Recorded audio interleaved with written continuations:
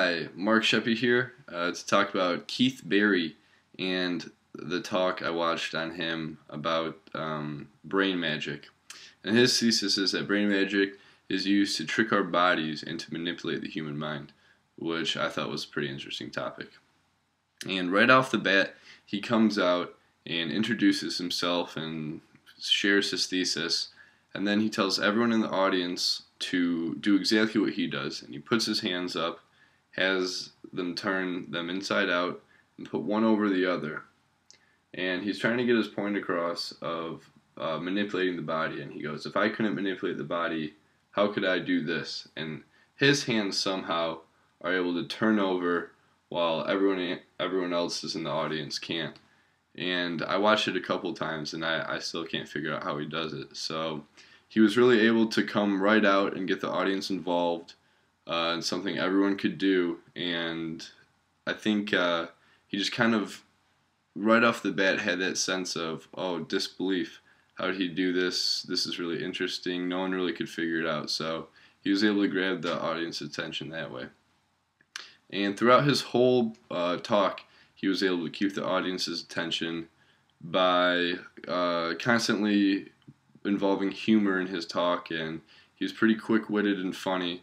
And involve the audience. He would bring a member or two up at a time and do tricks and illusions on them. So he was really hands-on, and he showed some videos. So he really had everyone engaged in his show right from the beginning, and he kept that pace throughout and really tried to get people involved. So that was good. For the 10 TED Commandments, I would say the ones that he used were to dream big. His show was really unique. Some of the tricks he was doing were, I went back and watched them a few times, and they were really mind-blowing. I couldn't figure them out. And the fact that he had the whole audience in it, and you could tell by the audience's reactions that he had them going too, and no one knew how he was doing some of this stuff. So he was really being unique in that aspect.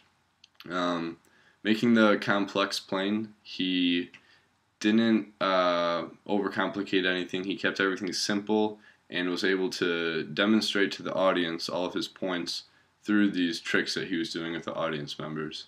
And the last one I would say he was using was to connect with people's emotions.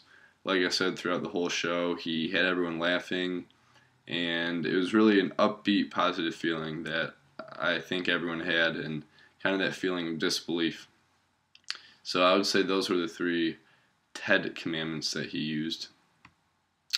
As for dynamism form, I would give him a 4 out of 5. He had great energy throughout his whole show, throughout his whole talk. The only thing was the show seemed a little bit rushed. Like he was really trying to get a lot of information into the time slot he was allotted. It had that upbeat feel, but at times it seemed like he was trying to really rush through it. And sometimes you kind of have to let what you just presented to the people sink in. So that would be the one point I would mark off out of the 5. The tips he used from Gary Reynolds, I would say, was he was moving away from the podium. He was walking around, getting people involved, so it seemed more of a show than a talk, which I think helps and is a little bit refreshing. And as for Nancy Duarte, the power of story really helped him. He told some stories and really engaged the audience through what he was saying. Comparing and contrasting him to Sir Ken Robinson, I think that Sir Ken's talks were a little more insightful to events that are going on right now and might be a little more important to people, whereas Keith's talk was a little more lighthearted, and it was unique, but it wasn't necessarily an issue going on right now.